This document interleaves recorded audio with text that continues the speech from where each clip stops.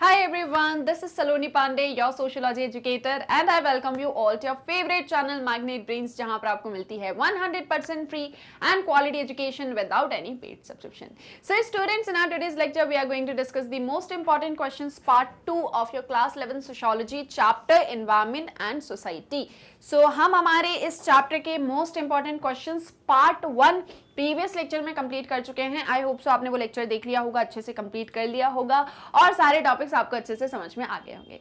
अब आज के इस सेशन में मोस्ट इंपॉर्टेंट क्वेश्चंस पार्ट 2 हम डिस्कस करेंगे, जिसमें हम बेसिकली जो हमारे लॉन्ग आंसर टाइप क्वेश्चंस होते हैं इन्हें आंसर करने वाले हैं. ठीक है, सो जो आपके लॉन्ग आंसर टाइप क्वेश्चंस होते हैं जनरली आपको इन्हें 120 वर्ड्स में आंसर करना होता है और ये जो होते हैं आपके 6 मार्क्स बेस्ड क्वेश्चंस होते हैं. ठीक है, तो मतलब 6 मार्क्स का क्वेश्चन आएगा, 120 वर्ड्स में हमको आंसर करना है और इसके लिए एक जनरल पैटर्न हम फॉलो करते हैं, वो सारा कुछ समझेंगे.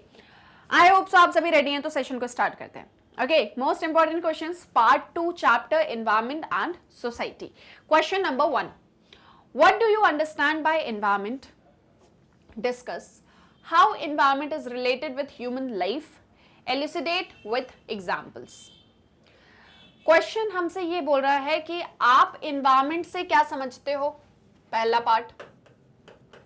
ठीक है, कैसे एनवायरनमेंट ह्यूमन लाइफ से रिलेटेड है, दूसरा पार्ट. और इसमें एग्जांपल्स हमको इंक्लूड करने हैं, है ना. तो आपको फर्स्ट पार्ट का आंसर करना है प्लस एग्जांपल देने हैं, सेकंड पार्ट का आंसर करना है प्लस आपको एग्जांपल्स देने हैं. ठीक है, ये बेसिकली हमारा क्वेश्चन है. Now we have to answer it within 120 words. देखो जनरली एक पैटर्न हम क्या फॉलो करते हैं आंसर का. जब भी आप लॉन्ग क्वेश्चन आंसर को आंसर करेंगे, always start with an introduction. एक छोटा सा इंट्रोडक्शन लिखो अपने आंसर का, 20-30 वर्ड्स का. ठीक है, देन आंसर मेन पार्ट, जो भी क्वेश्चन में मेनली आपसे पूछा गया है उसका आप आंसर करो. ठीक है, that needs to be within 80 to 100 words. ठीक है, then after write the conclusion of your answer. ठीक है, फिर आप क्या लिखोगे, कंक्लूजन लिखोगे विद इन 10 to 20 वर्ड्स. ठीक है, तो ये एक पैटर्न जो हम जनरली हमारे आंसर में फॉलो करते हैं. पहले छोटा सा एक इंट्रोडक्शन देंगे, फिर मेनली जो भी हमसे क्वेश्चन में पूछा है वो, यहाँ पर अगर फ्लो चार्ट बन रही है, एग्जांपल बन रहे हैं, सारे लिखेंगे एंड देन कंक्लूजन कि जो भी हमने पढ़ा उससे हमको क्या समझ में आता है. अब just take an example of this question. ये क्वेश्चन है, इसको आप कैसे आंसर करोगे. क्वेश्चन बेसिकली किस एक चीज के बारे में पूछ रहा है, क्या एक मेजर थीम है क्वेश्चन के अंदर, that is environment. Question basically environment को लेकर है, तो इंट्रोडक्शन में आप क्या लिखोगे, एनवायरमेंट. इंट्रोडक्शन में आप क्या लिखोगे, एनवायरमेंट के ही बारे में लिखोगे ना. तो हमने यहाँ पर एनवायरमेंट के बारे में लिखा. अच्छा, अब क्वेश्चन का पहला पार्ट क्या है, what do you understand by environment. मतलब इन जनरल हमसे यही पूछा है ना कि एनवायरमेंट क्या होता है, तो इंट्रोडक्शन में आप यही लिखोगे कि आप एनवायरमेंट से क्या समझते हो. अब यहाँ पर इंट्रोडक्शन आपका थोड़ा सा बड़ा हो जाएगा. अब आपका इंट्रोडक्शन 50 to 60 वर्ड्स का हो जाएगा. मान लो क्वेश्चन में ऐसा पूछा होता, how human life affects environment. मान लो सिर्फ इतना क्वेश्चन होता, how human life affects environment explain. तब आप इंट्रोडक्शन में 20-30 वर्ड्स का एनवायरमेंट लिखते क्या होता है, फिर आप ह्यूमन लाइफ कैसे अफेक्ट करें एनवायरमेंट को वो लिखते हैं. यहाँ पर हमसे जनरली क्वेश्चन ही पूछा है कि एनवायरमेंट क्या होता है, तो हम इसको 50 to 60 वर्ड्स में आंसर करेंगे. After that we will write कैसे एनवायरमेंट ह्यूमन लाइफ से रिलेटेड है एग्जाम्पल्स के साथ में, and then conclusion. Is that clear, समझ में आया. अब लिख के देखें कि आंसर कैसे लिखना है. ठीक है, देखो, just let me select the pen. Okay, fine. So we'll start with environment. Environment is nothing but everything that is in our surrounding, that is the surrounding of an individual is environment. तो everything that surrounds an individual is an environment. इसमें आपका biological, physical के साथ ही साथ में जितने भी related aspects हैं वो सारे आ जाएंगे, है ना. plants, animals, humans, etc. everything comes within environment. ये आपका environment होता है. अब जो रिलेशन है एनवायरनमेंट का ह्यूमन लाइफ के साथ में वो हम लिखेंगे. ठीक है, तो पहले आप एनवायरनमेंट को डिफाइन कर दोगे. मैं एनवायरनमेंट आपको डिफाइन नहीं कर रही हूँ, है ना. अगर आप ऐसा सोच रहे हो कि मैं एनवायरनमेंट डिफाइन करवाऊंगी, मैं नहीं करवाऊंगी. ठीक है, ये आपने पढ़ लिया है, आपको आता है, अब आपको लिखना है. पार्ट 1 जब हमने करा था उसमें वेरी शॉर्ट और शॉर्ट क्वेश्चंस मैंने कराए थे, उसमें हर एक चीज को डिटेल में मैंने आपको बताया था, इसलिए मैंने स्टार्टिंग में ही बोला कि आई होप सो आपने मोस्ट इंपॉर्टेंट क्वेश्चंस पार्ट 1 का लेक्चर देख लिया होगा। वो लेक्चर आप देखोगे तो ये लेक्चर आपको अच्छे से क्लियर हो जाएगा, तो वो लेक्चर आपको देखना जरूरी है, ठीक है। वहां पर ये एनवायरमेंट क्या होता है, इकोलॉजी क्या होता है, ये सब पढ़ाया है मैंने आपको, ओके। तो उस एक लेक्चर को एक बार देख लेना। तो वहां से आप एनवायरमेंट को डिफाइन कर दोगे, एग्जांपल लिख दोगे। Now we are writing the relation of environment with human life, society, man and environment. Basically जो ये सोसाइटी है ना, मैन, एनवायरमेंट, सब आपस में इंटर रिलेटेड है ना। They are interdependent on each other, हम सब एक दूसरे पर डिपेंडेंट है। नेचर के ऊपर पूरी ह्यूमन लाइफ डिपेंडेंट है, एनवायरमेंट, हम एनवायरमेंट पर डिपेंडेंट है। जो हमारी सराउंडिंग है वो कहीं ना कहीं सर्वाइव भी हम ह्यूमंस की एक्टिविटीज के थ्रू कर पा रही है ना।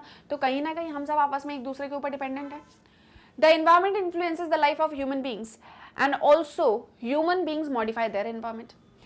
ह्यूमन बींग क्या कर रहे हैं, एनवायरमेंट को मॉडिफाई कर रहे हैं, ठीक है, और environment in return human beings की लाइफ मॉडिफाई कर रहा है, ठीक है। द डिफरेंट सोशल स्ट्रक्चर्स, अब जैसे इंडस्ट्री, ठीक है, एग्रीकल्चर, रिलीजन, एस्थेटिक, ये सब कब डेवलप हुए, जैसे जैसे हम सिविलाइज्ड होना स्टार्ट होते हैं, जैसे जैसे ह्यूमंस अपने नेचुरल एनवायरनमेंट को अडेप्ट करना स्टार्ट करते हैं, वैसे वैसे करके क्या होता है, ये नेचुरल एनवायरनमेंट ह्यूमन बींग्स को डिफरेंट डिफरेंट एक्टिविटीज या various structures of the society, buildings, industries, road, other cultural activities जो है वो स्टार्ट मतलब उसमें होने लग जाती हैं। आप इंडस्ट्री सेटअप करोगे है ना, तो आपके सराउंडिंग एनवायरनमेंट उससे अफेक्ट होगा, क्योंकि इंडस्ट्रीज से जो पॉल्यूशन होगा, जो केमिकल्स वगैरह सारे निकलेंगे, अल्टीमेटली वो किसको हार्म कर रहा है, एनवायरनमेंट को, है ना। आप एग्रीकल्चर करते हो, आप उसमें केमिकल्स, पेस्टिसाइड्स वगैरह सारे कुछ यूज करते हो, अल्टीमेटली किसको इम्पैक्ट कर रहा है, हमारे एनवायरनमेंट को, राइट, करता है या नहीं करता है। कहीं ना कहीं ये जो ह्यूमन सिविलाइज्ड होना स्टार्ट हुए, सिविलाइज्ड होने के साथ साथ में जो एक उनका स्टैंडर्ड ऑफ लिविंग बढ़ा, उस स्टैंडर्ड ऑफ लिविंग के बढ़ने के साथ साथ में जो उनकी डिमांड्स बढ़ने लग गई, उनकी डिमांड्स को फुलफिल करने के लिए जो हम रिसोर्सेज को यूज करने लग गए, अल्टीमेटली इन सब की वजह से हमारा एनवायरमेंट अफेक्ट हुआ है, right. So man has modified his environment at greater extent. Now the quality of environment rests on the response of human activities. अब environment की quality क्या हो रही है, डिग्रेड होती चली जा रही है। जो सोसाइटी का एक एटीट्यूड है या सोशल ऑर्गेनाइजेशन का, ये मैन और एनवायरमेंट के रिलेशनशिप को और ज़्यादा अफेक्ट करता है। This relationship has changed very much, क्योंकि man adaptation to their dominance over the natural environment. In order to improve environmental standards and to maintain ecological balance, issues like population explosion, environmental pollution, global warming, climate change, etc. needs to be addressed. अब क्या हो रहा है, human activity की वजह से, है ना, ग्लोबल वार्मिंग बढ़ रही है। ग्लोबल वार्मिंग बढ़ेगी तो किसको अफेक्ट होगा, एनवायरनमेंट को, है ना। मान लो क्लाइमेट चेंज हो रहा है ना, इतना तेजी से जो है ग्लोबल वार्मिंग हो रही है, टेम्परेचर बढ़ता हुआ चला जा रहा है, आइस कैप्स जो है वो पूरे के पूरे ग्लेशियर्स वगैरह सारे के सारे मेल्ट हो रहे हैं, किसको अफेक्ट होगा, एनवायरमेंट और ह्यूमंस दोनों को इन रिटर्न। आप जो भी करोगे, क्यों, क्योंकि मैंने आपको क्या बताया, आपस में सब इंटर रिलेटेड है, इधर से कुछ होगा इधर जाएगा, इधर से कुछ होगा इधर जाएगा, everything is inter related, okay. तो कहीं ना कहीं ये जो एनवायरनमेंट का स्टैंडर्ड है जिसको हमने डिग्रेड कर दिया है, अगर हम इसको सही करना चाहते हैं तो हमको इकोलॉजिकल बैलेंस करना होगा, पॉपुलेशन को कंट्रोल करना होगा, ग्लोबल वार्मिंग को रोकना होगा, है ना। ये क्लाइमेट चेंज हो रहा है उसको हमको बचाना होगा, पॉल्यूशन हमको कम से कम करना होगा। तो ये सारे इश्यूज को एड्रेस अगर हम करेंगे तभी हम सस्टेनेबल डेवलपमेंट कर सकते हैं, अपनी एनवायरनमेंट को बचा सकते हैं। What is sustainable development now? Sustainable development का ये होता है कि आप रिसोर्सेस को या एनवायरनमेंट को इस तरह से यूज करें कि नेक्स्ट जनरेशन के लिए भी आप बचा दे रहे हैं। जैसे वाटर, आज हम सब वाटर को इतना ज्यादा वेस्ट करते हैं कि एक दिन ये वाटर खत्म हो जाएगा। वाटर खत्म हो जाएगा, जो हमारी फ्यूचर जनरेशन होगी उसके लिए तो वाटर बचेगा ही नहीं, है ना। तो फिर वो कैसे सर्वाइव करेंगे? दैट मीन्स हम लोग सेल्फिश हैं, हम सिर्फ अपने बारे में सोच रहे हैं, हम फ्यूचर जनरेशन का तो सोच ही नहीं रहे। तो हमको ऐसे काम करना है कि हम फ्यूचर जनरेशन के बारे में भी सोच सकें, है ना। तो जैसे आज आप देखते हो electricity generation, not only through dams और etcetera but through solar panels as well. ताकि वो क्या होगा, जैसे आजकल तो कहाँ देखा था मैंने किसी ऑनलाइन शॉपिंग पर कि ऐसे बल्ब आते हैं, आप उनको बाहर रख दो, है ना, धूप में दिन भर वो रखे रहेंगे, और जैसे जैसे शाम होती जाएगी, जैसे जैसे जो है अंधेरा होता जाएगा, वो ऑटोमेटिकली जो है वो जल जाते हैं। तो ये कैसे हो रहा है, सोलर आप एनर्जी को यूज कर रहे हो ना, तो हम क्यों ना रिन्यूएबल सोर्सेज ऑफ एनर्जी को यूज करें, ठीक है। तो दैट इज समथिंग कि आपको जो डेवलपमेंट है ना वो ऐसे करना होगा कि आज आप जिस चीज को यूज कर रहे हो वो फ्यूचर जनरेशन के लिए भी बचे रहे। अच्छा, अब जैसे डिफॉरेस्टेशन है, एक एग्जांपल है। आप क्या करते हो, जितने फॉरेस्ट है उसको कट डाउन कर देते हो, क्यों? क्योंकि आपको रहने के लिए घर चाहिए। भाई अगर आप सारे फॉरेस्ट को कट डाउन कर दोगे, आपको आज रहने के लिए तो घर मिल जाएगा, व्हाट आफ्टर यू? आपकी जो नेक्स्ट जनरेशन है उसको बिल्कुल भी फ्रेश एयर नहीं मिलेगी, है ना, उसके आसपास में ट्रीज ही नहीं होंगे, है ना। जैसे एक पहले सुनते होगे ना कि डायनासोर हुआ करते थे, आज डायनासोर नहीं बचे, किसी रीजन की वजह से वो सारे खत्म हो गए, आज सिर्फ उनके बारे में सुनते हो, तो आपकी नेक्स्ट जनरेशन भी सिर्फ सुना करेगी अच्छा ट्रीज भी होते थे, और उनकी लाइफ तो कितनी कम रह जाएगी। आज के लोग कितना जीते हैं, 70-80 मैक्सिमम जी लेते हैं, कुछ रेयर केसेस में 100+ भी जी लेते हैं। उस टाइम पर फिर क्या होगा, 20-30 इतनी ही मैक्सिमम एज रह जाएगी लोगों की, इतनी एज में ही लोग बुजुर्ग हो जाएंगे, समझ रहे हो। तो दिस इज समथिंग कि सस्टेनेबल डेवलपमेंट, आज अपनी नीड्स को भी आप सेटिस्फाई करो, लेकिन ये ध्यान में रहते हुए सेटिस्फाई करो कि फ्यूचर जनरेशन के लिए भी बचे, है ना, सेल्फिश मत बनो। तो ये सस्टेनेबल डेवलपमेंट पॉसिबल हो पाएगा अगर हम एनवायरनमेंट को जो है वो अच्छे से यूज करते हैं तो, राइट। समझ में आया? ये सारे पॉइंट्स जो आपने यहाँ पर रीड करे, ये सबको आपको अपने आंसर में नोट करना है। कैसे करना है वो आप डिसाइड करोगे, क्या क्या नोट करना है वो मैंने आपको बता दिया, ठीक है। फॉर्मेट खैर यहाँ पर लिखा हुआ है, आप देख सकते हो। देखो रिलेशन हम यहाँ पर बता रहे हैं, है ना, हमने कल्चर भी बता दिया, सिविलाइजेशंस की भी बात हमने कर दी, हमने नेचुरल एनवायरनमेंट कैसे इंफ्रास्ट्रक्चर की भी हमने बात कर दी, फिर हमने एटीट्यूड ऑफ द सोसाइटी की भी बात कर दी। अब इंप्रूव करना है तो क्या क्या चेंजेस लाने पड़ेंगे, ये सब हमने बता दिया। 10 society and environment are interdependent, both are dynamic and respond to each other's activity। तो sustainable development is the only way जिसके थ्रू हम इस relationship को improve कर सकते हैं। अगर sustainable development होगा तभी जाके environment और human के बीच की ये जो relationship है ये positive रहेगी। This will be your conclusion। ठीक है, ये क्या हो जाएगा आपका कंक्लूजन। तो इंट्रोडक्शन में हमने बताया एनवायरनमेंट क्या है, रिलेशनशिप हमने पूरा एक्सप्लेन करा, लास्टली हमने ये कंक्लूजन भी लिख दिया। आपको समझ में आया? थोड़ा थोड़ा भी आया, किसी को पूरा पूरा आया होगा, किसी को थोड़ा थोड़ा आया होगा, जिसको जितना भी आया अभी क्लियर है ना। नेक्स्ट और क्वेश्चंस हम जैसे जैसे करेंगे वैसे वैसे आपको और क्लियर होगा। मैं यहाँ पर आपको इंपॉर्टेंट क्वेश्चंस तो बता ही रही हूँ, साथ ही साथ मैं आपको पैटर्न भी बता रही हूँ कि आपको आंसर कैसे लिखना है, आपके आंसर में क्या क्या चीज़ें इंक्लूड होनी चाहिए, क्या एक फॉर्मेट होगा। It is not just like कि मैं आगे क्वेश्चन बताई और चली गई, क्वेश्चन बता रही हूँ, पॉइंट्स भी बता रही हूँ, फॉर्मेट भी बता रही हूँ। लिखना आपको अल्टीमेटली, ये मत सोचना कि मैम ने पूरा क्वेश्चन आंसर बना के दे दिया, अब मैं same as it is copy कर दूँ। आप कॉपी करोगे तो कुछ बुरा नहीं होगा, वो भी आंसर सही है, बट द थिंग इज कि आपने कोई मेहनत नहीं करी। इट इज समथिंग कि मैंने पूरी मेहनत करी, आपको दे दिया और आपने लिख लिया। मेहनत आपको करना है। खुद से सोचो कैसे अपने आंसर को इफेक्टिव बनाऊं, खुद से सोचो कैसे अपने आंसर को ज्यादा अच्छा बना सकते हैं, है ना, तो वो आपको करना होगा। ठीक है, फॉर्मेट मैंने आपको बताया, और क्वेश्चंस करते हैं आपको और क्लियर होगा। ठीक है, एंड आई होप सो कि प्रीवियस लेक्चर्स आपने देखे होंगे, तो प्रीवियस लेक्चर जिन्होंने देखे उन्हें कोई दिक्कत नहीं आएगी, है ना। नेक्स्ट क्वेश्चन देखो, question number 2। What are the major environmental issues associated with depletion of resources? क्या मेजर एनवायरमेंटल इश्यूज हमको फेस करने पड़ेंगे अगर रिसोर्सेज डिप्लीट हो गए। जैसे एक एग्जांपल, मान लो वाटर है, वाटर भी एक रिसोर्स है, एक दिन वाटर पूरा खत्म हो गया, कौन सा मेजर एनवायरमेंटल इशू आपको फेस करना पड़ेगा, है ना। लोग क्या हो जाएंगे, मर जाएंगे। ठीक है, लेकिन ये अभी हुआ नहीं है, तो हम उन चीज़ों की बात करेंगे जो रिसोर्सेज डिप्लीट हो गए, तो फिर आपको क्या क्या प्रॉब्लम्स फेस करनी पड़ेंगी। ठीक है, सो विल स्टार्ट द आंसर। पहले इंट्रोडक्शन लिखोगे, थोड़ा रिसोर्सेज बताओगे कि रिसोर्सेज क्या होते हैं, थोड़ा सा 20-30 वर्ड्स में रिसोर्सेज क्या होते हैं ये आपने बता दिया। Now you are writing the major environmental issues associated with depletion of resources are. आप इसमें ये भी लिख सकते हो कि रिसोर्सेज डिप्लीट कैसे हो रहे हैं इंट्रोडक्शन में, है ना। आप जो इंट्रोडक्शन अपने आंसर में लिखोगे, आप उसमें ये लिख सकते हो कि depletion of resources human activities की वजह से हो रहा है, स्टैंडर्ड ऑफ लिविंग बढ़ने की वजह से हम इनडिस्क्रिमिनेटली रिसोर्सेज को यूज कर रहे हैं, जिसकी वजह से अल्टीमेटली वो डिप्लीट होते चले जा रहे हैं। एक आध एग्जाम्पल दे देना, ठीक है, और फिर हम लिखेंगे कि कौन कौन से इश्यूज इससे एसोसिएटेड हैं। तो number 1, using of Yeah, using up non-renewable natural resources is one of the most serious environmental problem. Humans are using fossil fuels and especially petroleum in an indiscriminate way, and the depletion and destruction of water and land is probably even more rapid. अगर आपने previous lecture देखा होगा तो मैंने एक example दिया था उसमें महाराष्ट्र का, कि कैसे किसी रीजन में ड्राई हर साल सूखा पड़ रहा होता है और वहां पर कुछ फ्लैट्स ऐसे हैं जो प्राइवेट पर्सन्स ने बनाए हैं जहां पर हर एक का सेपरेट स्विमिंग पूल है. दैट इज समथिंग कि ये बहुत ही ज्यादा इनडिस्क्रिमिनेट है यूज ऑफ रिसोर्सेस का. ठीक है, जैसे अब एक एग्जांपल ले लो पेट्रोलियम का. पेट्रोल जो है आज के समय में सबके पास में गाड़ी है, एक ही घर के अंदर 4-4, 5-5 गाड़ियां होती हैं, सब में पेट्रोल यूज हो रहा है. तो आप क्या कर रहे हो, आप इतना ज्यादा पेट्रोल को यूज कर रहे हो, एक दिन वो खत्म हो जाएगा, फिर आप कैसे जाओगे, फिर कैसे ट्रांसपोर्टेशन करोगे, है ना. तो इसीलिए फिर वो सीएनजी और ये सारी चीजें आना स्टार्ट हो गई हैं, इलेक्ट्रिक व्हीकल्स एक्सेट्रा. तो ये सारी चीजें कि अगर आप नॉन रिन्यूएबल नेचुरल रिसोर्सेज को यूज करोगे तो ये सबसे बड़ी प्रॉब्लम है, क्योंकि ये एक दिन खत्म हो जाएंगे. जब ये खत्म हो जाएंगे तो नया कहां से लेकर आओगे, है ना.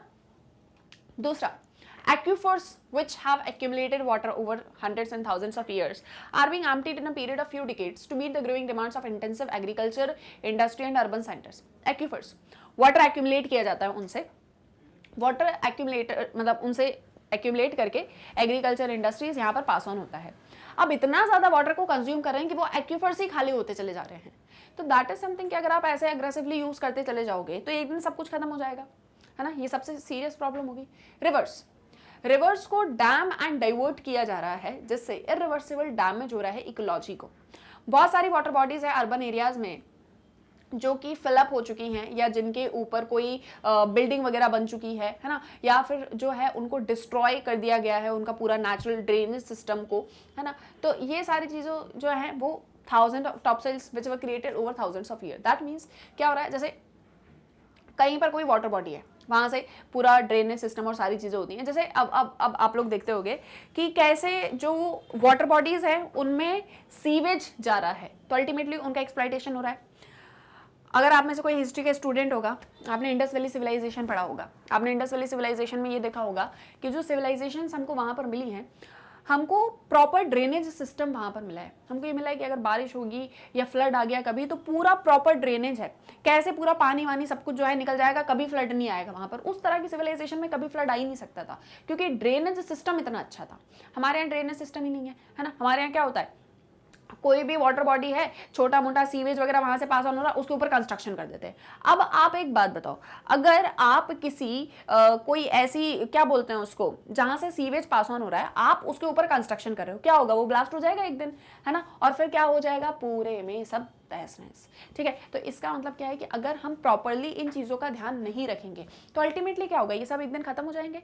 आप इतना ज़्यादा ग्राउंड वाटर को यूज़ कर रहे हो जिसकी वजह से ग्राउंड वाटर लेवल ही कम होता चला जा रहा है. जैसे पहले ग्राउंड वाटर लेवल मान लो यहाँ तक था, अब आपने ग्राउंड वाटर लेवल को इतना यूज कर दिया कि ग्राउंड वाटर लेवल यहाँ आ चुका है. तो दैट इज समथिंग कि आपने इतना एक्सप्लॉइटेशन कर दिया. टॉप सॉइल जो है जिसे थाउजेंड ऑफ ईयर्स में बन रहा है, आप उसको पूरा का पूरा खत्म कर दे रहे हो, है ना. डिफॉरेस्टेशन, सारी चीजें हो रही हैं. तो ये जो रिसोर्सेज का जिस तरीके से डिप्लीशन इतनी तेजी से हो रहा है, इसके सीरियस प्रॉब्लम्स हमको देखने को मिलेंगे. पॉल्यूशन होगा, क्लाइमेट चेंज होगा, ग्लोबल वार्मिंग होगी, सब खत्म. ठीक है, तो ये एग्रीकल्चरल रिसोर्सेज जो हैं उनको भी डिस्ट्रॉय किया जाता है. Poor environmental management leading to erosion, water logging, सैलिनाइजेशन.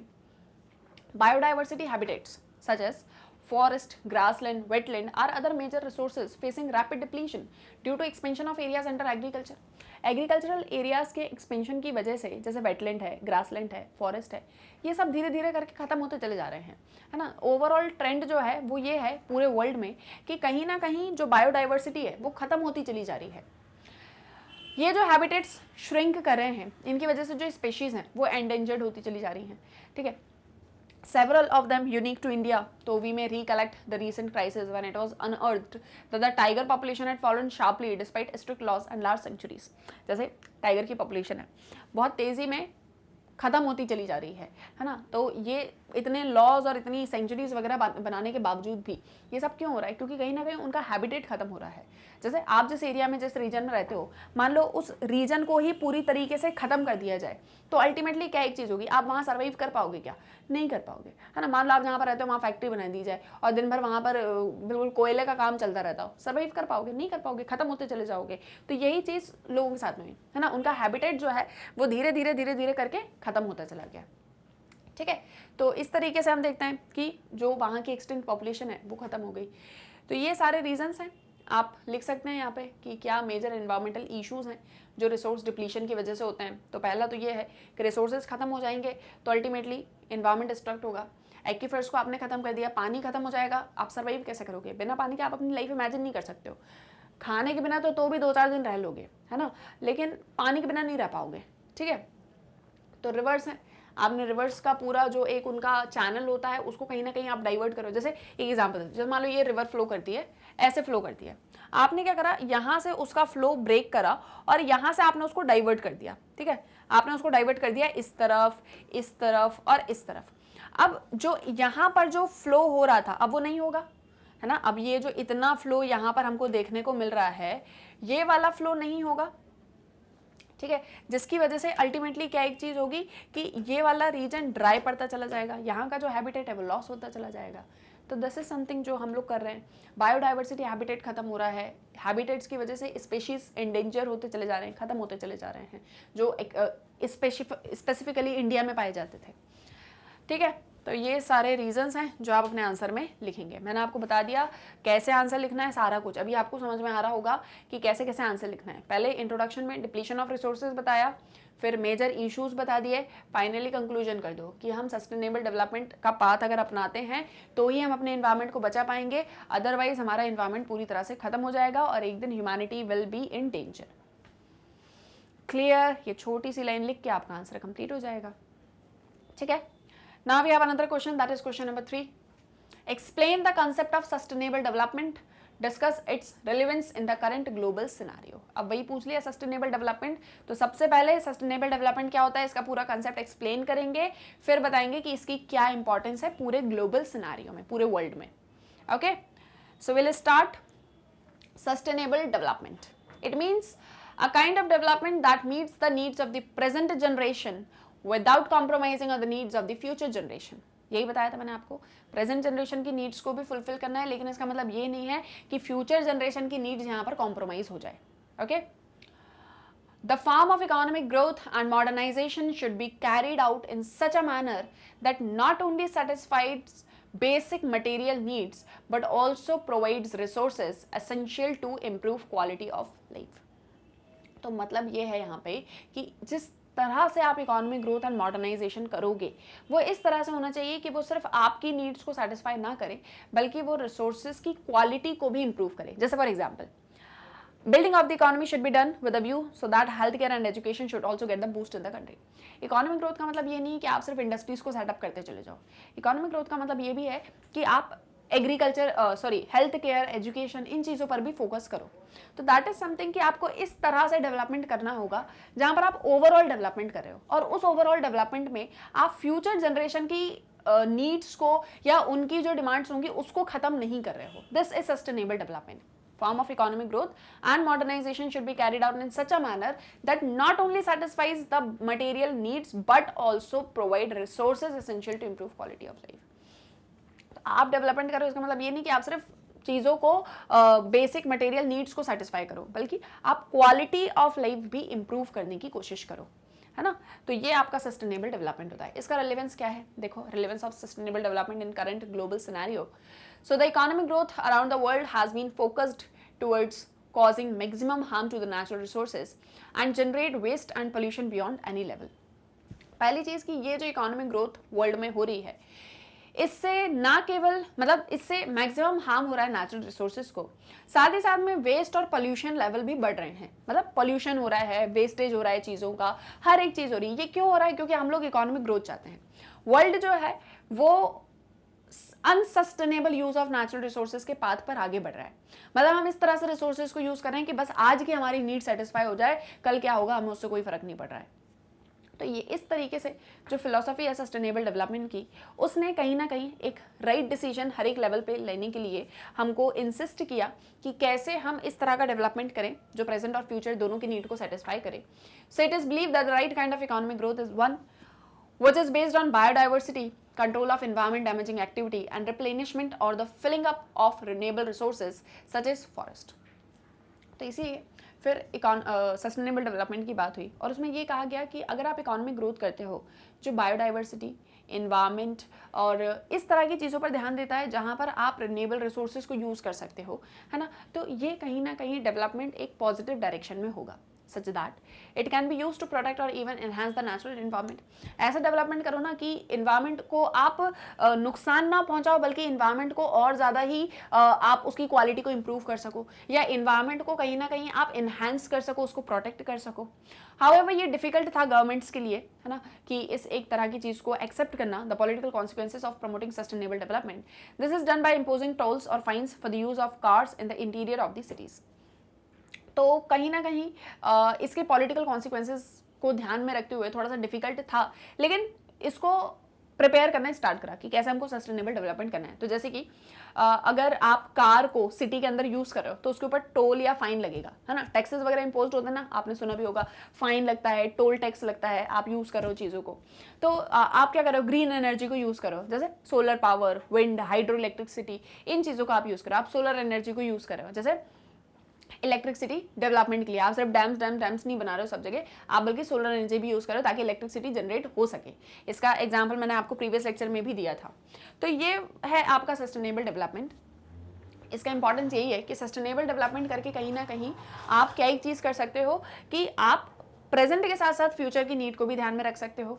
आप इन्वायरमेंट को हार्म नहीं करोगे और आप इवन इन्वायरमेंट को और इन्हांस करोगे, है ना, ताकि क्या हो सके कि फ्यूचर की नीड्स भी सेटिस्फाई हो सके. और इसी के साथ में क्वालिटी ऑफ लाइफ देना लोगों को, ये सब सस्टेनेबल डेवलपमेंट है ना. तो ये सारी चीज़ें आपको जो है ध्यान में रखनी. इसका मतलब ये नहीं है कि आप आज जिन लोगों की नीड है आप उस नीड को खत्म कर रहे हो. नहीं, हम नीड को खत्म नहीं कर रहे हैं, हम बस नीड को थोड़ा सा मॉडिफाई कर रहे हैं कि आप ऐसे चीज़ों को यूज़ करो कि वो फ्यूचर जनरेशन के लिए भी काम आ सके. क्लियर आया सस्टेनेबल डेवलपमेंट समझ में? ठीक है, तो ये हमारा आंसर होगा. इसमें हमको लिखना है. आपको और भी कोई पॉइंट्स याद आते हैं, एग्जांपल्स याद आते हैं जो मैंने पढ़ाते समय भी दिए होंगे या आपको बताए होंगे, तो आप वो भी यहाँ पर इंक्लूड कर सकते हो, है ना. आपकी बुक में इंफॉर्मेशन दी है, आप उसको भी इंक्लूड कर सकते हो. That's all up to you. Another question, what do you understand by water pollution? Discuss some of the major causes of water pollution. आप वाटर पोल्यूशन से क्या समझते हो, कुछ कॉजेज बताओ वाटर पोल्यूशन के. ठीक है, देखो, water pollution is defined as the presence of toxic chemicals and biological agents in the water bodies which pose a threat to human health and environment. In other words, water pollution may consist of chemicals dumped into the water bodies as a result of various human activities. Water pollution का मतलब क्या है कि water body में toxic chemicals का होना, biological agents का present होना जो अल्टीमेटली ह्यूमन हेल्थ और एनवायरनमेंट के लिए थ्रेट हो. तो मतलब ये कि केमिकल्स अगर आप वाटर बॉडीज में डालते हो जिसकी वजह ह्यूमन एक्टिविटीज से और जिसकी वजह से अल्टीमेटली ह्यूमन को ही हार्म पहुंचता है, तो ये आपका वाटर पोल्यूशन होता है. किसी भी तरह का केमिकल जो वाटर को पोल्यूट कर रहा है ना, regardless of the harm they may poses to human health and environment, वो वाटर पोल्यूशन होता है. मान लो कोई ऐसा भी केमिकल है जो ह्यूमन को हार्म ना करे लेकिन स्टिल वो वाटर बॉडी को तो पोल्यूट कर रहा है, तो वो भी एक तरह का वाटर पोल्यूशन ही कहलाएगा. अब इसके कॉजेज क्या क्या होते हैं, तो कुछ मेजर कॉजेज हैं वाटर पोल्यूशन के. सबसे पहला है डोमेस्टिक सीवेज. अभी मैंने आपको बताया कि सीवेज वगैरह जो है वो बहुत बार वाटर बॉडीज में डंप्ड कर दिए जाते हैं जिसकी वजह से वाटर बॉडी क्या हो जाती है, पोल्यूट हो जाती है. तो humans require a lot of water for their daily domestic needs like washing, bathing, cleaning utensils, etc. And in villages, this water evaporates and does not cause much harm. But in cities, this water gets collected in the form of severe water. क्या होता है, देखो, आप washing कर रहे हो, bathing कर रहे हो या क्लीनिंग कर रहे हो यूटेंसिल्स का, तो इन सारी चीज़ों के लिए वाटर का रिक्वायरमेंट होता है. विलेजेस में जनरली वाटर इवेपोरेट हो जाता है ना, तो इसीलिए इसकी वजह से कोई हार्म नहीं पहुंचता. लेकिन सिटी में जो वाटर है वो इवेपोरेट नहीं होता है बल्कि सीवर सिस्टम जो होता है ना, या सीवर वाटर जो होता है उसमें चला जाता है. तो when this waste water gets discharged into water bodies like ponds, rivers, lakes, etc., it becomes one of the biggest problems of urban areas. अब इस वाटर को क्या आप दोबारा से रीयूज भी नहीं कर सकते हो। क्यों नहीं कर सकते हो? क्योंकि उसमें बहुत सारे केमिकल्स मिक्सअप हो चुके हैं। कैसे आप उसको ट्रीट करोगे, है ना। तो ये एक डोमेस्टिक सीवरेज की बड़ी प्रॉब्लम होती है। हालांकि अब बहुत सारे ऐसे प्लांट्स वगैरह बनने लगे हैं जहाँ से वाटर को भी हम जो है वापस से मतलब उनका पूरा ट्रीटमेंट किया जाता है, उनको रीयूज किया जा सकता है, ये सारी चीजें की जाती हैं। बट स्टिल अगर हम उसके कॉज को ही कहीं ना कहीं रोक देंगे तो that will be beneficial more, right.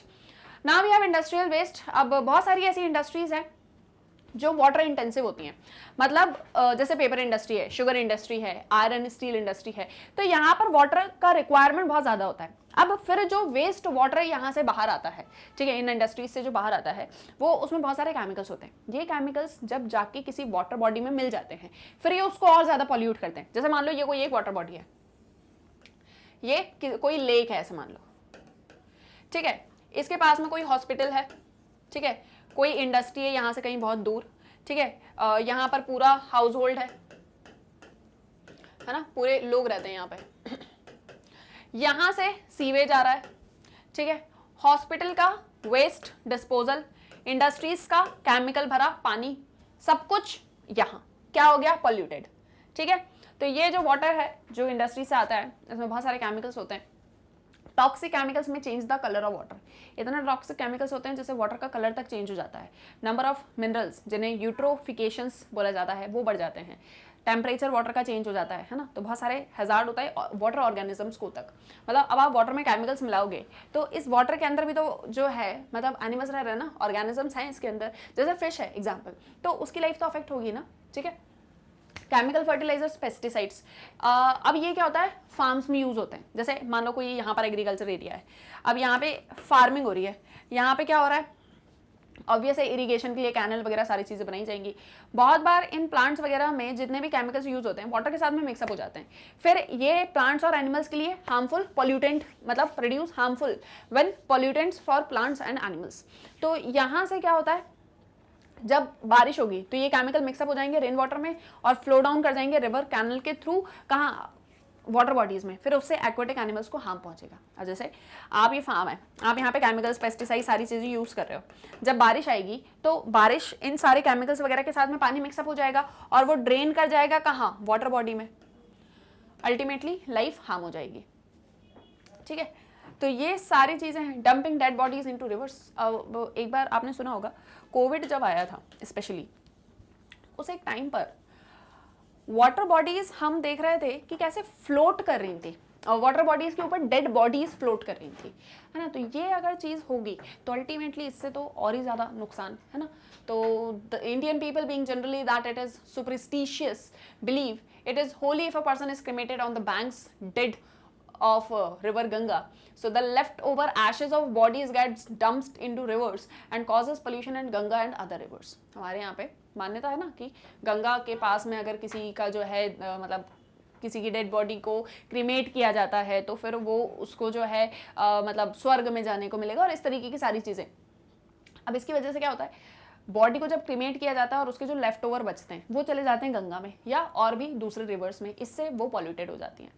तो ये भी एक वाटर पोल्यूशन का सबसे बड़ा कॉज है। Oil spills, oil spill major cause है। देखो क्या होता है, जैसे जब ऑयल टैंकर्स कैरी किए जाते हैं ना एक कंट्री से दूसरी कंट्री, जैसे मान लो आप दुबई से ऑयल इंपोर्ट कर रहे हो इंडिया में, ये इंडिया हो गया, ये दुबई हो गया, ठीक है। अब दुबई से ऑयल इंपोर्ट हो रहा है इंडिया में तो ऑब्वियस है कि ओशन के थ्रू आ रहा है ना, इंडियन ओशन है, ओशन के थ्रू ट्रांसपोर्ट हो रहा है। बहुत बड़ा सा जो है शिप है उसके ऊपर ऑयल टैंकर्स रखे हुए हैं। अगर इन ऑयल टैंकर्स में ज़रा सा भी लीकेज होता है या कोई एक्सीडेंट हो जाता है या जो पूरा मतलब वेसल्स हैं, शिप्स जो हैं वो सी में जिसको कैरी कर रहे हैं इन ऑयल टैंकर्स को, वो पूरा ऑयल यहाँ स्पिल हो जाएगा, पूरा ऑयल ओशन के ऊपर। ये इतना ज़्यादा डिजास्ट्रस होता है ना जो आप सोच भी नहीं सकते हो। इससे क्या होगा, जो वाटर में एनिमल्स होंगे उनकी लाइफ अफेक्ट होगी, पूरा हार्म होगा, है ना, इकोलॉजी चेंज हो जाएगी, सारा कुछ। तो ये केयरलेस हैंडलिंग वगैरह की वजह से ऐसा कुछ होता है। और ऑयल जो है वो वाटर में डिजॉल्व नहीं हो पाता, ये हमको पता है, वो फ्लोट करता रहेगा तो वाटर के ऊपर, तो एक पूरी थिन फिल्म बन जाती है। इससे बहुत सारे मरीन एनिमल्स स्पेशीज की डेथ हो जाती है और यही मेजर कॉज भी है फिशेस की डेथ का, जो इस तरह के पोल्यूटेड वाटर में सर्वाइव नहीं कर पाती हैं, ठीक है। तो ऑयल स्पिल भी एक इसका कॉज हो गया। तो ये हमारे सारे कॉजेज थे। क्वेश्चन में पूछा था क्या होता है वाटर पोल्यूशन, इसके मेजर कॉजेज क्या क्या हैं, तो ये हमने सारे कॉजेज बता दिए। आप चाहो तो इन कॉजेज का एक फ्लो चार्ट भी बना सकते हो। अनदर क्वेश्चन, रीड करो क्वेश्चन को, देखो क्या कह रहा है question. What do you mean by global warming? Suggest some measures to mitigate the consequences of global warming. Global warming क्या होती है, कुछ measures बताने हैं जिसके थ्रू ग्लोबल वार्मिंग को कॉन्सिक्वेंसेस को मिटिगेट किया जा सके। मतलब ग्लोबल वार्मिंग के जो भी एडवर्स कॉन्सिक्वेंसेस या हमको देखने को मिल रहे हैं, हम उनको कैसे रोक सकते हैं। ठीक है, तो पहले बताएंगे ग्लोबल वार्मिंग क्या होता है। ग्लोबल वार्मिंग मैंने बहुत अच्छे से आपको एक्सप्लेन किया था प्रीवियस लेक्चर में। आई होप सो आपने वो लेक्चर देखा होगा। नहीं देखा है तो again I am telling you, देख लो, लिंक इस वीडियो के डिस्क्रिप्शन में मिल जाएगा, है ना। तो प्रीवियस लेक्चर देखो, चीज़ें समझ में आएंगी। क्या होता है ग्लोबल वार्मिंग में, टेम्परेचर जो है वो ग्लोब का बढ़ता चला जाता है। जब टेम्परेचर बढ़ता चला जाएगा, हीट बहुत ज़्यादा होने लग जाएगी, ग्लेशियर्स वगैरह सारे पिघल जाएंगे, सी लेवल में जो वाटर का लेवल है वो बढ़ जाएगा, है ना। सी में जो वाटर का लेवल है वो बढ़ जाएगा। ऐसे में जो कॉन्टिनेंट्स हैं वो सबमर्ज कर जाएंगे। ऐसे में ह्यूमन की लाइफ अफेक्ट होगी। ठीक है, तो ये ग्लोबल वार्मिंग है। और सिर्फ इतना ही नहीं है, और भी बहुत कुछ है। देखो, global warming refers to gradual increase in the overall temperature of the earth atmosphere, generally attributed to the greenhouse effect. It is caused by increased level of carbon dioxide, CFC and other pollutants. जैसे आज आप for example मान लो एक average 30 degree temperature में survive कर लेते हो। थोड़ा सा 35 डिग्री होगा, आपको ज़्यादा गर्मी लगेगी, बट आप सर्वाइव कर लोगे। स्पेशली जो ट्रॉपिकल एरियाज़ में या इक्वेटोरियल एरियाज़ में रहते हैं, वो टेम्परेचर को ज़्यादा भी फेस कर लेते हैं। मतलब वो 50 डिग्री भी उनके लिए सहन किया जा सकता है, थोड़ा सा टेम्परेचर वगैरह को मेंटेन करके। अब मान लो ये धीरे धीरे करके राइज हो जाए, 55 हो जाए, लोगों की डेथ होना स्टार्ट हो जाती है। यहाँ से लोगों की डेथ होना स्टार्ट हो जाती है ना। कुछ कुछ लोगों की जो सहन नहीं कर पाते, स्पेशली जो छोटे बच्चे होते हैं, बुजुर्ग होते हैं, वो 55, 60 temperature, 70 temperature, can you imagine your life? नहीं इमेजिन कर सकते। इतना ज़्यादा गर्मी लगने लगेगा ना, इतना ज़्यादा। 40 डिग्री में तो हम लोग बेहोश होने लग जाते हैं, 70 डिग्री समथिंग वेरी मच। अब ये धीरे धीरे धीरे धीरे करके टेम्परेचर बढ़ेगा, क्या होगा? बहुत सारी प्रॉब्लम्स होंगी, है ना। तो ये अब ये होता क्यों है? ये इसलिए होता है क्योंकि जब हम पॉल्यूशन करते हैं तो कार्बन डाइऑक्साइड है ना, क्लोरोफ्लोरोकार्बन्स हैं, CFCs हैं, और भी दूसरे पॉल्यूटेंट्स, जब ये इनका लेवल एयर में बढ़ जाता है तो इनकी वजह से पॉल्यूशन होता है। ठीक है, अब कुछ मेजर्स हैं जिनके थ्रू हम ग्लोबल वार्मिंग की कॉन्सिक्वेंसेस को मिटिगेट कर सकते हैं, तो वो अब हम एक एक करके यहाँ पर बताएंगे। ये इंट्रोडक्शन में आप लिखोगे पूरा ग्लोबल वार्मिंग क्या होता है, अच्छे से उसको डिस्क्राइब करोगे। ठीक है, now there are some of the measures. Number 1, car pooling और यूज ऑफ पब्लिक ट्रांसपोर्ट। देखो, सबसे ज्यादा जो पॉल्यूशन हो रहा है वो व्हीकल्स के थ्रू हो रहा है, एयर पॉल्यूशन हो रहा है ना।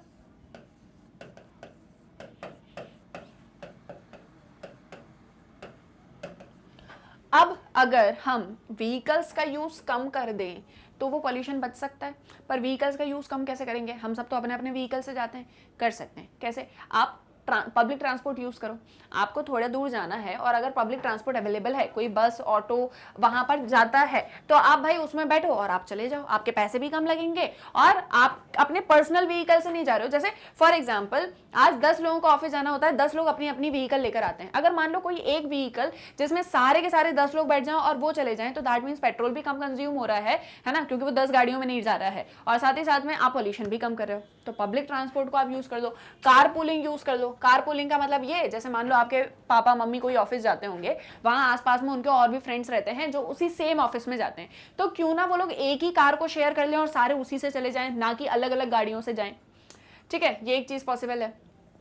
दूसरा, आर आर आर, ये आर आर आर वो पिक्चर नहीं है जो तुम लोग ने देखी है, ये आर आर आर है रिड्यूस, रीयूज, रिसाइकल।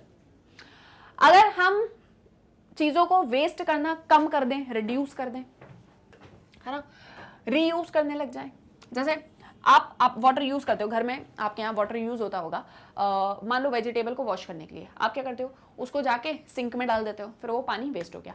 आप क्यों ना उस वाटर को लो और प्लांट्स में डाल दो, रीयूज हो गया। दैट मीन्स आप रीयूज कर सकते हो, आप रिसाइकल कर सकते हो। अगर कोई ऐसी चीज है जिसको दोबारा से हम कुछ भी उसमें चेंजेस वगैरह करके, मतलब जो खराब हो चुकी है उसको दोबारा से कुछ मॉडिफाई करके उसको रीयूज कर लें, तो दैट विल, मतलब रिसाइकल कर लें, तो दिस इज समथिंग जिसके थ्रू हम अपने इन्वायरमेंट को कम से कम हार्म पहुंचाएंगे और पॉल्यूशन कम से कम होगा। कैसे हो सकता है? देखो, we should reuse and recycle our old products, which will automatically reduce the energy consumption for manufacturing new products. So we should also buy such products which are capable for reuse or recycling. जैसे मान लो अगर आप किसी चीज़ को reuse करते हो तो that is something कि जैसे मान लो ये कोई चीज़ आपने यूज़ करी, अब आपके बाद में आपके घर में ही कोई इसको दोबारा से यूज़ कर रहा है, तो दैट इज आपको इसे न्यू खरीदने की ज़रूरत नहीं है. अगर आप नया खरीदोगे नहीं तो नया मैन्युफैक्चरिंग भी नहीं होगा, नया मैन्युफैक्चरिंग नहीं होगा तो इंडस्ट्री से पॉल्यूटेंट्स नहीं निकलेंगे. अल्टीमेटली ग्लोबल वार्मिंग को हम रोक सकते हैं, है ना. तो ये RRR को हम यूज़ कर सकते हैं. Car pooling and use of public transport मैंने आपको बता ही दिया. क्लियर? आया ये समझ में? ठीक है, आगे देखो. Shift towards renewable resources. क्यों ना हम रिन्यूएबल रिसोर्सेज को ज़्यादा से ज़्यादा यूज़ करें, जैसे solar energy, wind mill, thermal energy, हम इन्हें यूज़ करें, ना कि नॉन रिन्यूएबल रिसोर्सेज को जो एक दिन खत्म हो जाएंगे, है ना. Using energy efficient appliances. क्यों ना हम ऐसे अप्लायंसेस को यूज़ करें जो एनर्जी एफिशिएंट है. जैसे we should always buy products that are energy efficient as they can help us to save good amount of money and energy. आपने कभी कभी देखा होगा कुछ इलेक्ट्रिक अप्लायंसेस पर लिखा रहता है 5 स्टार 3 स्टार, तो वो दैट इज समथिंग ये इतना एनर्जी कंज्यूम ही करेगा, इसमें इतनी एनर्जी आपकी सेव हो जाएगी. तो क्यों ना हम ऐसे प्रोडक्ट्स को यूज़ करें जो एनर्जी एफिशिएंट हो. ज़्यादा से ज़्यादा ट्रीज प्लांट करें, क्योंकि ट्रीज इस तरह के पॉल्यूटेंट्स को एब्जॉर्ब कर लेंगे और हमें फ्रेश एयर देंगे, तो अल्टीमेटली ग्लोबल वार्मिंग को हम रोक सकते हैं, है ना. तो इस तरीके से आप मिटिगेट कर सकते हो ग्लोबल वार्मिंग को. ठीक है, तो this by using such measures we can reduce the effects of global warming. Is that clear? समझ में आया आंसर कैसे लिखना है, कैसे पॉइंट्स लिखना है. अच्छा, एक चीज़ और ध्यान रखना, अगर आप चाहो तो इन आंसर्स में फ्लो चार्ट्स भी बना सकते हो. ठीक है, आप चाहो तो इस तरह के आंसर्स में अंडरलाइन करो, हाईलाइट करो, पॉइंट्स में आंसर लिखो, ये आपके आंसर को और अच्छा दिखाएगा, है ना, प्रेजेंटेबल बनाएगा. तो try to do these things. और ये सब कुछ कैसे होगा? प्रैक्टिस के थ्रू. तो प्रैक्टिस करो ज़्यादा से ज़्यादा. Fine, next question. अच्छा देखो, कभी कभी एग्जाम्स में ऐसे क्वेश्चंस आते हैं जिसमें एक पैसेज होता है और पैसेज के बेसिस पर एक क्वेश्चन पूछा जाता है, फिर हमको उसको आंसर करना होता है. तो यहाँ पर कुछ पैसेज बेस्ड क्वेश्चंस हैं, हम उन्हें आंसर करेंगे. ठीक है, लेकिन हमेशा याद रखना इस तरह के क्वेश्चंस में सबसे पहले पैसेज को अच्छे से रीड करना. जब आप पैसेज को बहुत अच्छे से रीड करोगे तब आप उस क्वेश्चन के आंसर को फटाफट से लिख पाओगे. लेकिन अगर आप ऐसा सोच रहे हो पैसेज को स्किप करो, पहले क्वेश्चन पढ़ो फिर आंसर ढूंढ लेंगे, दैट विल टेक टाइम. तो अगर टाइम बचाना है तो जैसा क्वेश्चन में बोला है वैसे ही करो, पहले पैसेज को रीड करो, फिर क्वेश्चन पढ़ो, फिर उसका आंसर आपको फटाफट मिल जाएगा. Is that clear? ठीक है, तो रीड करें हमारे इस पैसेज को. ओके, देखो ध्यान से सुनो. The ecological effects of the Industrial Revolution in Britain were felt all over the world. Large areas of southern North America and the Caribbean were converted to plantations to meet the demand for cotton in the mills of Lancashire.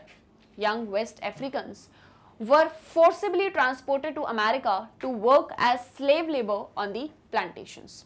So, the depopulation of West Africa caused its agricultural economy to decline, with fields reverting to fallow wastelands, and in Britain, smoke from the coal burning mills fouled the air. So, passage हमारा ये कह रहा है कि जो ecological effects हैं industrial revolution के Britain में, वो पूरे वर्ल्ड में देखने को मिलते हैं. इंडस्ट्रियल रिवॉल्यूशन होता है ब्रिटेन में, ठीक है. अब इसके इफेक्ट हम पूरे वर्ल्ड में देख रहे हैं. जो ज़्यादातर एरियाज हैं सदर्न नॉर्थ अमेरिका के और कैरिबियन के, ये प्लांटेशंस में कन्वर्ट हो जाते हैं ताकि कॉटन की डिमांड जो है वो फुलफिल की जा सकती है. मतलब कहीं पर कॉटन की डिमांड, मतलब इंडस्ट्रियल रिवॉल्यूशन चल रहा है, इंडस्ट्रीज में कॉटन की डिमांड है, तो उस डिमांड को फुलफिल करने के लिए क्या एक चीज़ होती है कि कुछ कुछ एरियाज़ को मतलब जो मेनली ब्रिटिशर्स के कॉलोनीज होते थे, उन एरियाज़ को क्या करते थे, उनको ज़बरदस्ती उनसे कॉटन प्रोड्यूस करवाया जाता था, है ना. तो यंग वेस्ट अफ्रीकन जो हैं उनको फोर्सिबली अमेरिका लेके जाया जाता था. वहाँ पर ये स्लेव लेबर की तरह काम करते थे प्लांटेशंस पर. ठीक है, जो डीपॉपुलेशन है वेस्ट अफ्रीका की, वो एग्रीकल्चरल इकोनॉमी, मतलब जो डीपॉपुलेशन हुई है वेस्ट अफ्रीका की, उससे एग्रीकल्चरल इकोनॉमी डिक्लाइन हो गई और जो फील्ड्स हैं वो फेलो वेस्टलैंड बन गए, क्योंकि अफ्रीका की पॉपुलेशन कहाँ जा चुकी थी, अमेरिका में. ठीक है, तो यहाँ पर पॉपुलेशन नहीं बची तो एग्रीकल्चर नहीं हो रहा था यहाँ पर. ब्रिटेन में जो स्मोक थी कोल बर्निंग मिल्स से, उससे पूरी एयर फाउल्ड हो चुकी थी, मतलब बहुत ज़्यादा एयर पॉल्यूशन होने लग गया था. समझ आ रहा है? ठीक है, यही आपके पैसेज में बताया जा रहा है. आगे, displaced farmers and laborers from the countryside came to the cities for work and lived in rigid conditions. मतलब क्या बोल रहे हैं कि जो डिस्प्लेस्ड फार्मर्स थे, जो अपने लैंड को छोड़कर किसी दूसरे लैंड पर रहने के लिए गए थे, वो मतलब कहीं दूसरी जगह पर काम कर रहे थे, तो वो डिस्प्लेस हो चुके थे, अपनी कंट्री साइड को छोड़ चुके थे वर्क के लिए और साथ ही साथ में रिज्ड कंडीशंस में। जो इकोलॉजिकल फुटप्रिंट्स थे कॉटन इंडस्ट्री के, वो आपको पूरे रूरल अर्बन एनवायरनमेंट में देखने को मिले। ये सारा आपका पूरा पैसेज था, ठीक है, कि क्या क्या सारी चीज़ें होती हैं, कैसे करके जो है ये, मतलब बेसिकली पैसेज ये बता रहा है कि इंडस्ट्रियल रिवॉल्यूशन के होने की वजह से पूरे वर्ल्ड में क्या सारे इफेक्ट्स उसके फेस करने पड़े। Now we have question, okay, why did the agriculture economy go towards decline? Agricultural economy decline क्यों हुई? Discuss the impact of industrial revolution, industrial revolution के क्या इंपैक्ट हुए? Discuss with special reference to ecology, mainly ecology का ध्यान रखते हुए, environment का ध्यान रखते हुए आपको क्वेश्चन का आंसर देना है। अब आंसर आपके पास में है, एग्रीकल्चर इकोनॉमी डिक्लाइन क्यों हुई? डिपॉपुलेशन की वजह से। क्यों? अफ्रीका से अमेरिका ले गए लोगों को स्लेव लेबर बना के, ताकि वो इंडस्ट्रीज की डिमांड को फुलफिल कर सके, ठीक है। दूसरी चीज, क्योंकि इंडस्ट्रियलाइजेशन हो रहा था, लोग ज्यादा से ज्यादा इंडस्ट्रीज की तरफ ध्यान दे रहे थे, तो कहीं ना कहीं एग्रीकल्चर इकोनॉमी पूरी डिक्लाइन कर चुकी थी। ये आपके first part of the question का आंसर हो गया। ये आंसर मुझे कैसे मिला? क्योंकि मैंने पैसेज पढ़ा, ठीक है। अगला क्वेश्चन, इंपैक्ट क्या हुए इंडस्ट्रियल रिवॉल्यूशन के? सबसे बड़ा इंपैक्ट, ब्रिटेन की जो एयर थी वो फाउल हो गई, मतलब ब्रिटेन में एयर पॉल्यूशन होने लग गया, ठीक है, पहला इंपैक्ट। दूसरा इंपैक्ट इंडस्ट्रियल रिवॉल्यूशन का पॉजिटिव भी रहा, है ना, इंडस्ट्रीज वगैरह सेटअप होने लगे, इन लोगों को ज़्यादा से ज़्यादा जॉब मिली। लेकिन अगर हम इसका स्पेशल रेफरेंस इकोलॉजी से लेंगे तो क्या हुआ? एयर पॉल्यूशन होने लग गई, केमिकल्स रिलीज होने लग गए इंडस्ट्रीज से, ठीक है। तो यही सारा कुछ हमको हमारे आंसर में लिखना है। लिख सकते हैं, कैसे लिखेंगे आओ देखते हैं, ठीक है। देखो, so will start our answer. The agricultural economy went towards decline through the following reasons. Number 1, rise and expansion of industries. पहला कारण, इंडस्ट्रीज बढ़ रही थी उनकी वजह से। दूसरा कारण, shift from agricultural sector that was less remunerative to industrial sector that was highly profitable. लोगों को इंडस्ट्रीज में दिख रहा था कि भाई वहाँ पर जॉब है, वहाँ पर जाकर ज़्यादा से ज़्यादा अर्न किया जा सकता है, तो वो एग्रीकल्चर सेक्टर से शिफ्ट कर रहे थे अपने आप को। तीसरा रीज़न मैंने आपको बताया था, डीपॉपुलेशन, और ये सारी चीज़ें वो आप अपने आंसर में इंक्लूड करेंगे। इसके बाद में इंडस्ट्रियल रिवॉल्यूशन जो ब्रिटेन में स्टार्ट होती है, उससे बहुत सारे इकोलॉजिकल कॉन्सिक्वेंसेज होते हैं जो पूरे वर्ल्ड में फील किए गए। जैसे लार्ज एरियाज को प्लांटेशन फील्ड में कन्वर्ट करा दिया, क्योंकि इंडस्ट्रीज की डिमांड को मीट आउट करना था। स्मोक जो निकल रही थी उससे पूरा ब्रिटेन की एयर फाउल हो गई, जिससे एयर पॉल्यूशन हुआ। ज्यादातर फार्मर्स को डिस्प्लेस कर दिया गया, जो सिटीज वगैरह में वर्क करने जा रहे थे पैथेटिक कंडीशंस के अंदर, और अल्टीमेटली इसने भी इकोलॉजी को हार्म किया था।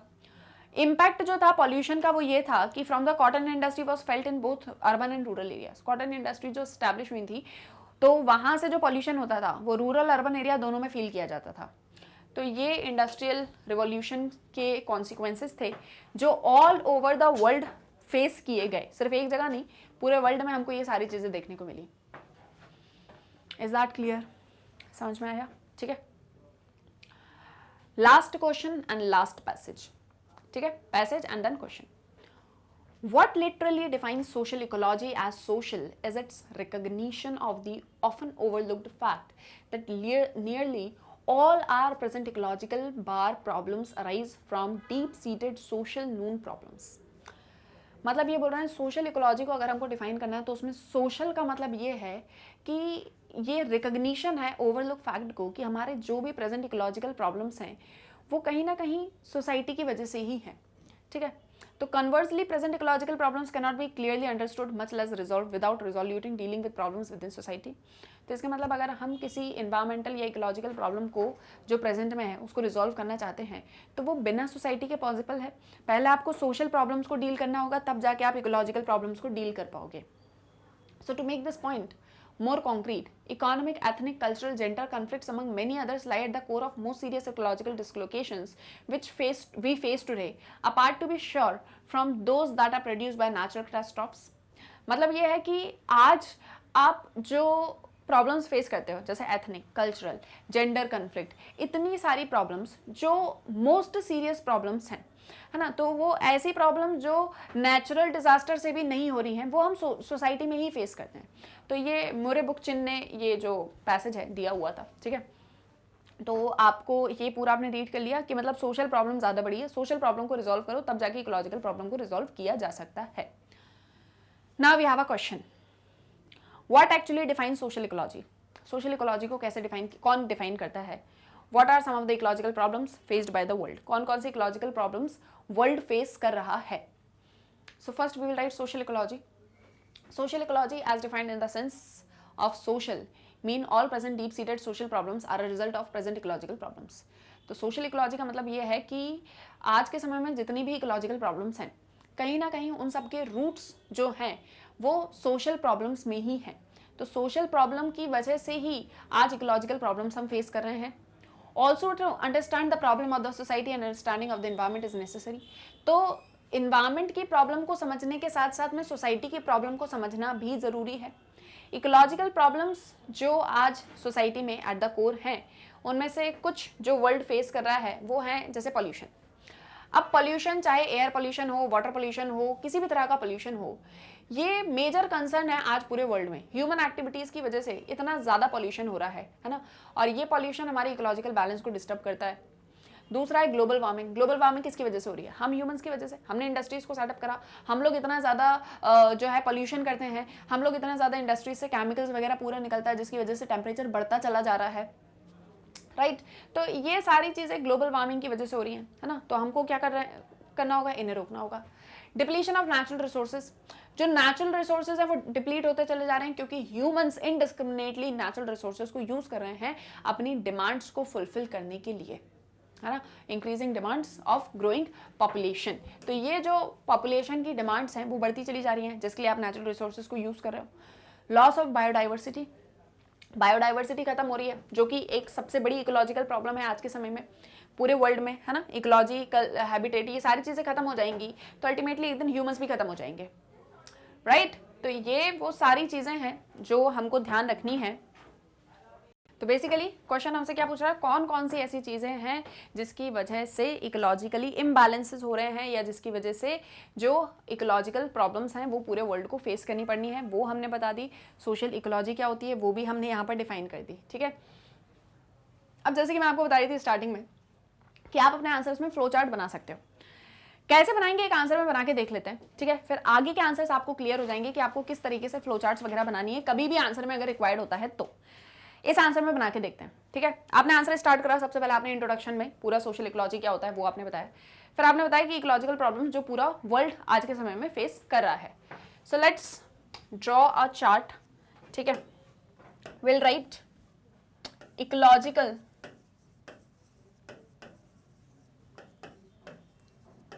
प्रॉब्लम्स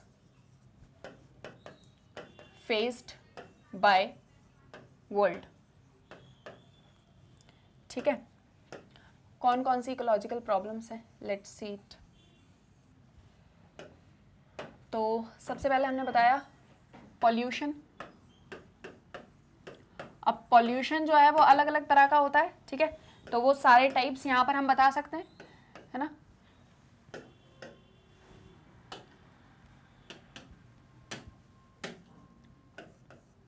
एयर पॉल्यूशन,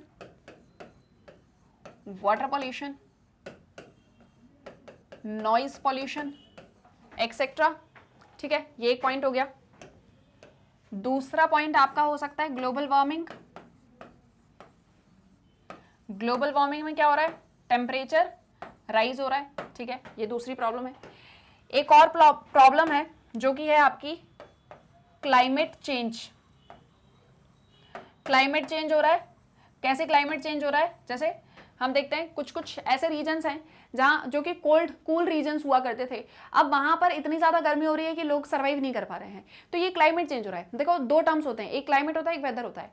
वेदर जो इन जनरल कुछ समय के लिए चेंज हुआ हो, जैसे फॉर एग्जांपल मान लो अभी गर्मी पड़ रही थी, अभी बारिश होने लगी, तो दिस इज वेदर चेंज, थोड़ा बहुत चेंज हो रहा है, फिर एकदम से ठंडी पड़ने लगी, this is something. Climate is something जो सालों तक एक जगह पर ही उस तरह की सारी चीज, मतलब उसी तरह का टेम्परेचर बना हुआ है। जैसे मान लो फॉर एग्जाम्पल कनाडा है, कनाडा में पूरे टाइम ठंडी ही बनी हुई है या सालों तक ठंडी बनी हुई है, इतना ही एक एवरेज टेम्परेचर है कि 10 डिग्री के आसपास ही चलेगा। तो this is something the climate of that region, जो सालों तक वहां पर रहता है। वेदर जो चेंज होता रहता है, फ्लक्चुएटिंग।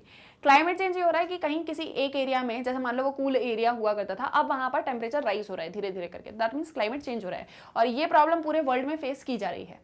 ठीक है, तो एक ये चीज हो गई। दूसरा आप यहां पर लिख सकते हो लॉस ऑफ बायोडाइवर्सिटी। ठीक है, लॉस ऑफ बायोडाइवर्सिटी, ये भी एक बड़ा प्रॉब्लम है। ठीक है, तो ये कुछ पॉइंट्स हो गए। इसके अलावा और क्या क्या है यहाँ पे, डिप्लीशन ऑफ नेचुरल रिसोर्सेज, तो एक पॉइंट हमने ये भी लिख दिया हमारा, डिप्लीशन